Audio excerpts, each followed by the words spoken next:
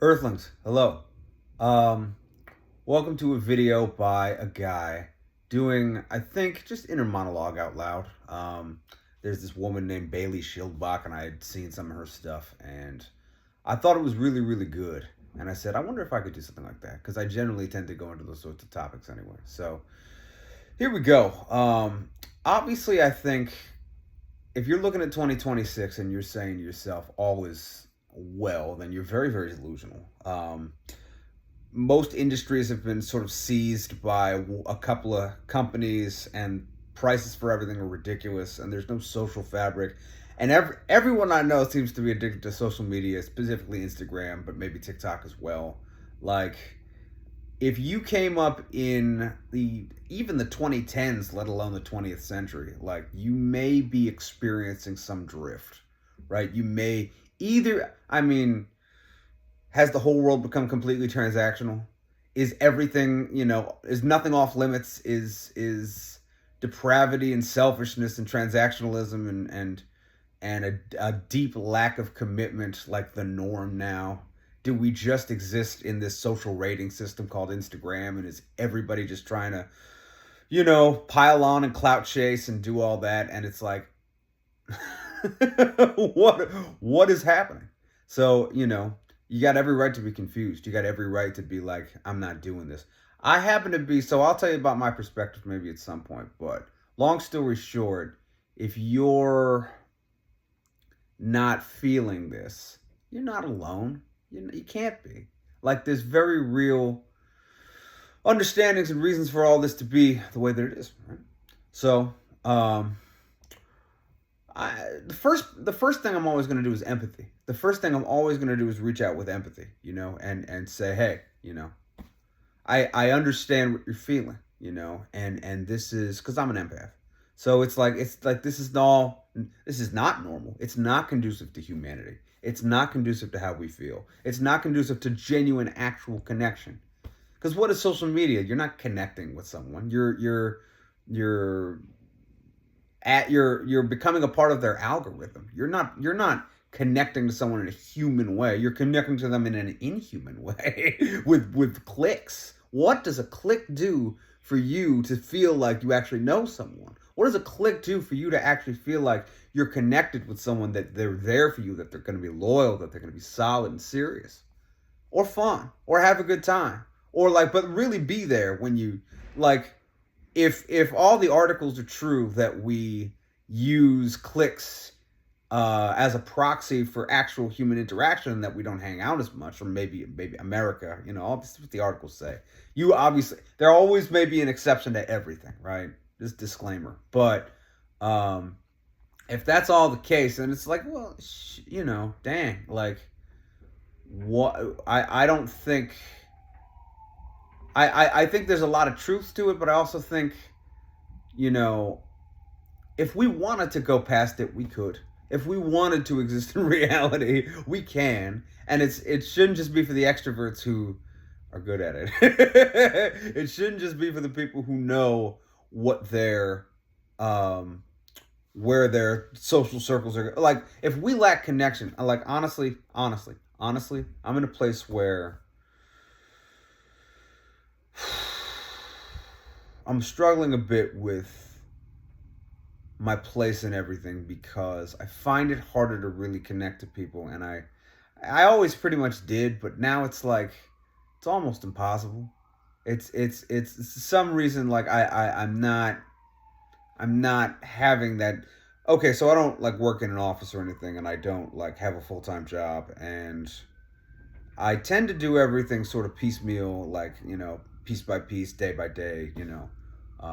I try to sort of compile everything and put them all together, and sort of make the pieces of my life fit on their own. But it's like, yeah, I don't. If it, okay, we all got different situations, so you may have your circle already, and you may have. But for the disaffected people, for the people who have been left out the most by, I think, what are changing trends. I hear you. I hear you. Like, it's the way that it is.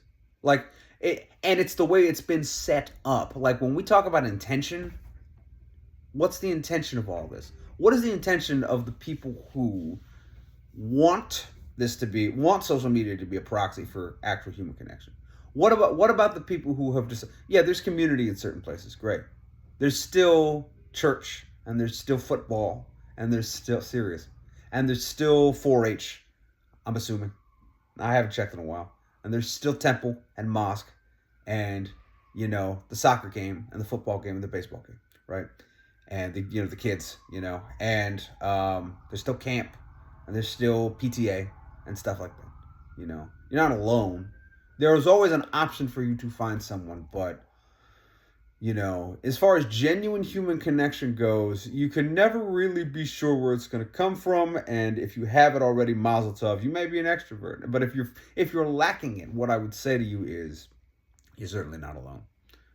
If you are feeling like it's a challenge, it's a genuine challenge, it's because it's set up that way.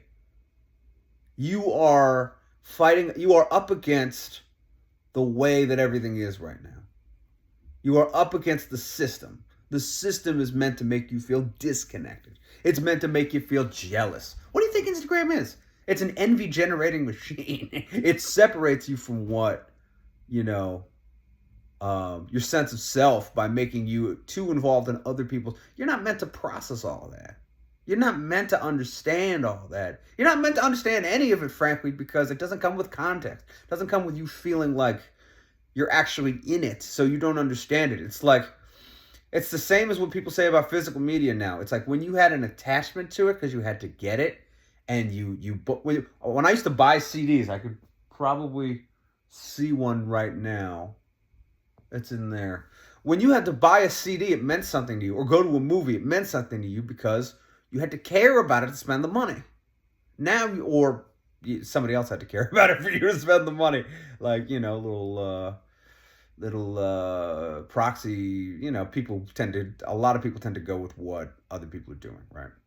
But but it meant more. Every track meant more. The whole CD, then you go make a mixtape out of it. It's like that was an era of genuine simplicity and understanding. Right now we're in an era of, when you're processing all of this at lightning speed, are you really still understanding and processing it in a healthy way? At the end of it, the answer is no. So you know what I did? This may be something that helps. I started writing down, when I go on Instagram, and I have it, and I long for the day when I feel like I don't need it for professional reasons. But I started writing down my impressions of it, just so I know that I'm processing it, and I'm thinking, okay, this may be this may not be that. This person may have tagged this person in this thing, but I don't know that they're friends. I'm not going to think about it that much. It's not worth my time. I got other stuff I need to be doing. This happened. These people may be okay. These people may not be okay. I'm a little skeptical with this. I'm not so you're doing the work of processing it. You know what I mean? It's not just, and then you're just like scrambled, and you're just like feeling like, how come I didn't, how come that person didn't invite me to this thing? It's human. It's just human to have been there. It's human to be there. I get it. Absolutely. And I'm like, okay. Like I'm in a thing now where I would say that my career is, if I end up getting into anything too specific, I would say my career is in a spot where I'm constantly I'll describe it this way. I'm having to figure out what is missing, and when I figure out what's missing, I'm a little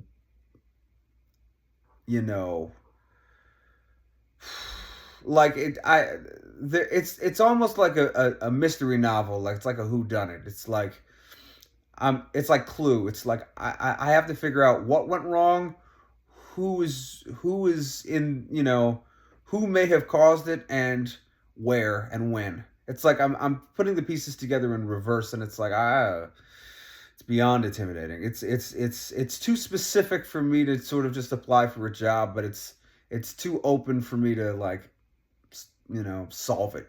It's a mystery. It's a continuing mystery novel. It's very interesting, and only certain people will really get it because it's very specific. It's a very specific line of work. But yeah, long story short, all the changes that have happened in the last 10 years, like first of all, they have created the enshittification, right? And second of all, they were meant to create. It wasn't an accident. You think 2026 is an accident? Come on. How they already told you. 2016, Cambridge Analytica, you know, we're using your data to affect your choices. We're creating social rifts and problems on purpose. We have been told by the Republicans this is how it's going to go. We worked with them. Right?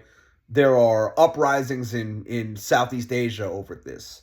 If you think about the connectivity of it, right? Like if there's a geopolitical problem in a part of the world like the Middle East where there's oil, then if social media is meant to exploit it, then it has an effect on the economy. Sentiment affects economy, right? So then what? So where does that leave anybody? Where does it leave anybody when the price of oil affects your disposition?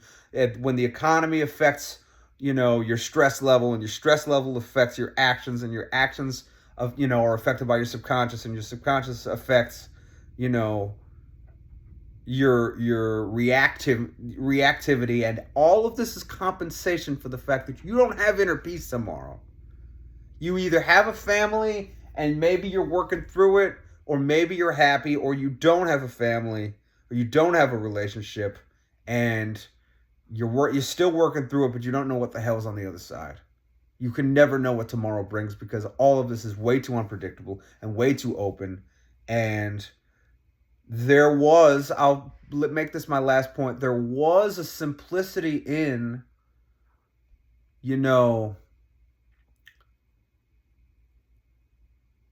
the straightforwardness of a closed loop of I don't have access to everybody. I don't have access to my favorite shit. I may have been a little bit better off that way because at least I understood it. At least the connections were real and felt and understood. At least that social fabric existed in a time where everything wasn't accessible to everyone. So now what do we have? Flip it. And it's scary. It really is. And so I've tried valiantly and disappointingly to engage in something that makes me feel that way regardless of the circumstances. And it's like, man, maybe I'll tell you about that sometime. But if you don't understand what the hell's going on, you are not alone. But understand that. Understand that what you feel and what you're experiencing are probably a result of what you see going on around you. And maybe it's not such a great idea to be conditioned by all that. And maybe we'll all be somewhat better off when we understand what's happening to us rather than what we need to happen. When we take ourselves when we flip the equation from ourselves and see it from how the world is impacting us. And it's like, oh, there's a lot more sense in that. There's a lot more sense in what they told you is happening. Because it is. And they already said it. They already said how this is going, right? So I think it's valuable information, and I hope that you are doing well and that in your heart, in your mind, you are beginning to experience some clarity. And if you're not, well, I got more observations. I think I'm going to continue this, so stay tuned.